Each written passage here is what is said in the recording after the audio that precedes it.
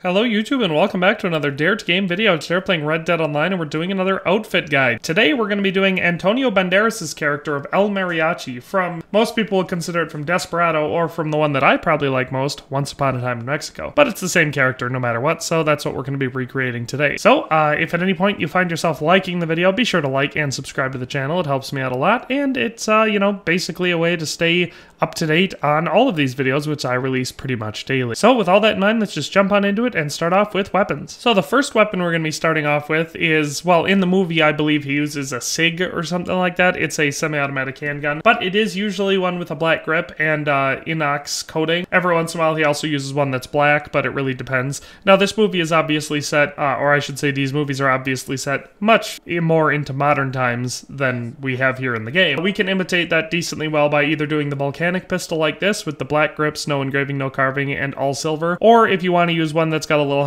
faster fire rate to be a little bit more like his, use the semi-auto pistol, and you can do it silver like this or black, depending on which gun you want to use, because like I said, he uses multiple different guns. But in either case, we're going to want to have a pistol for our first weapon. So this is, like I said, this is the volcanic option, and then here we have a good inox option for the semi-auto pistol, or a blackened option. So really, like I said, it depends on how you want to go. Neither of these guns looks perfectly like the one he uses, but they both function similar to the gun he uses, and they both look somewhat like it, not being revolvers. So that is the first weapon that we're going to be looking at. Let's move on to the second weapon that we want for this outfit. Alright, and for the second weapon we're going to have, it's going to be his iconic sawed-off double-barrel shotgun. And I'm basing this one off of Once Upon a Time in Mexico. In Desperado it looks a decent amount darker. So you could do this one of two ways for either film. In Once Upon a Time in Mexico it appears to be more silver looking, or maybe it's just much more wore down, but in either case I think the nickel coating looks better for it. And I did the dark walnut finish, short barrel, no engraving, no carving, so it looks pretty simple.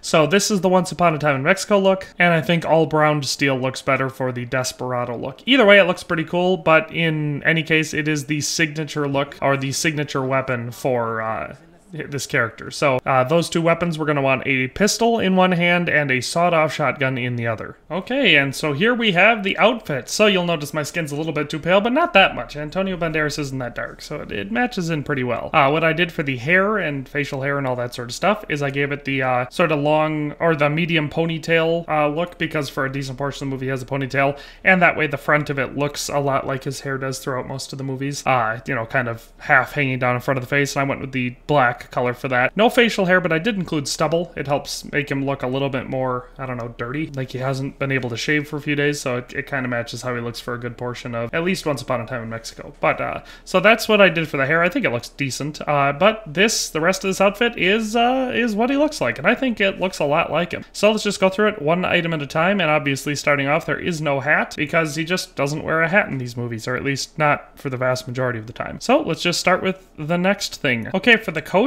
I decided to go with the Sandoval jacket, and I liked using the black with the slightly more worn out white. You could use either or, but the brighter white stands out too much. In the movie, he wears a jacket very similar to this. Of course, the embroidery on it is actually more of a brown color, so it looks a little bit different than this, but there isn't a Sandoval jacket that matches that pattern, black with the brown on it. So I just went with this one with the slightly more wore out. Now his in the movie, either he wears his pants much higher, or the jacket is a longer length because you don't see the white sticking out on the side for his shirt, it goes down to his waist where his pants meet, So you could either use a different jacket, you could use like the black worsted coat or something like that to imitate that look a little bit more, but I think it's worth having the shirt sticking out so that you can see the specific style and embroidery of this jacket. So I think this is the best jacket option, but if you want to do like one that looks full length, then any black jacket would be fine. For shirts, most of the white shirts look fine because he wears different styles of shirts throughout the movies, but I think the white everyday shirt with the collar open looks the best. I think it's just the best option available. Then for gloves, there weren't any perfect options because for one thing, he doesn't wear gloves throughout the entire time. He sometimes wears them, and the ones that he wears are like a light tannish leather fingerless glove. Well, they don't look super uniform, so I don't know, maybe that's just a wrap. But either way, to try to imitate that, I found the best option were these brown Arkwright gloves. They work passably well. They look kind of like the ones he wears in the movie, and they're fingerless. So that's why I went with these ones. Like I said, you could do no gloves would be perfectly acceptable because for giant portions of the movie, he doesn't wear any gloves at all. But I think these ones work the best if you do want to try to match the ones that he wears. Now, for weapon equipment, it's not perfect, but I think the black and silver Leven's gun belt looks the best. It's got a buckle that matches the buckle that he wears on his gun belt during the movie decently well, and it's the same color scheme, even though this has quite a bit more design on it. The offhand holster, however, is not the Leven's holster. For the offhand holster, I use this dark black variant of the Webster holster. I think it, well, he doesn't wear a gun belt that matches this configuration in the movie, but he usually has one or more semi-automatic handguns tucked into his belt and his sawed-off shotgun in his holster on his side.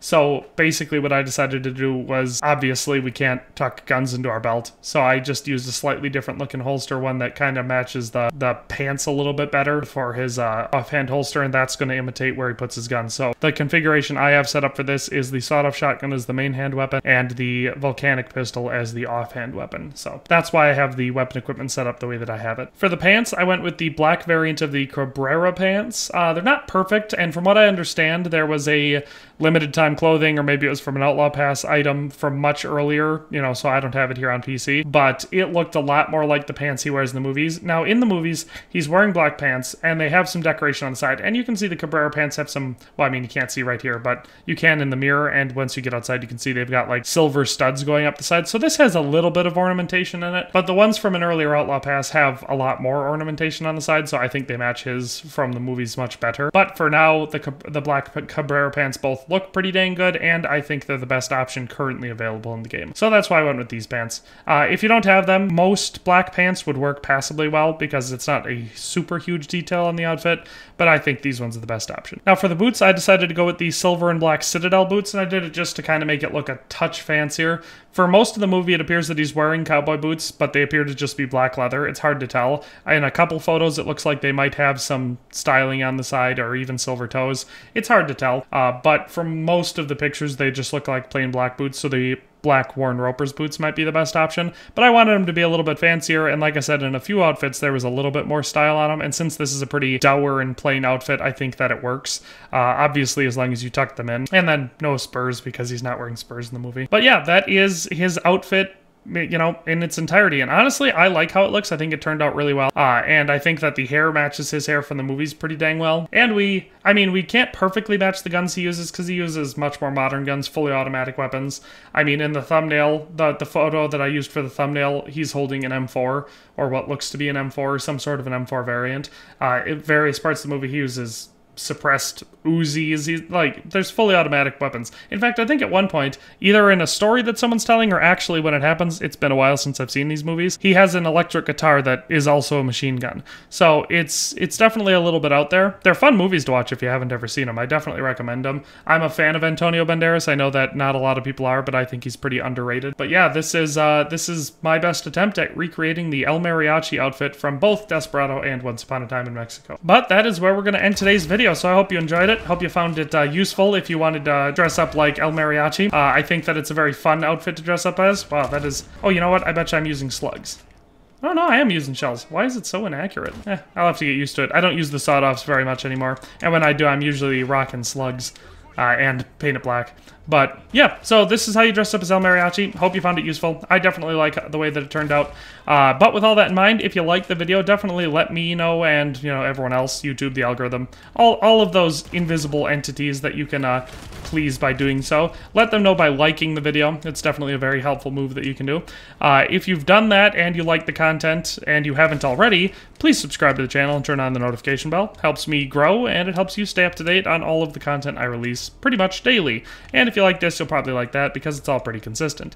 And of course, lastly, if you have any suggestions, comments, questions, concerns, or recommendations, requests, anything like that for future videos, the comment section down below is the best place for you to go regarding all of that. Because, well, you can start a conversation, you can help me possibly come up with new ideas for videos, and then maybe see what you want to see in the future on the channel, because I do a lot of fan requests. This video here is a fan request. So it's definitely a great place to go for all of that stuff, and once again, you'll be helping out the video and the channel. So it's a win-win. But with all that in mind, thanks a ton for watching. I hope you enjoyed the video, because I definitely enjoyed making it. But in any case, we'll see you next time. Thanks for watching another Dare to Game video. If you liked this video, please leave a like and a comment. If you haven't already, be sure to subscribe to the channel. If you like my content and would like to support this channel, consider becoming a member today for as little as $1.99 a month. It makes a huge difference. But in any case, thanks for watching and have a nice day. I'll see you next time.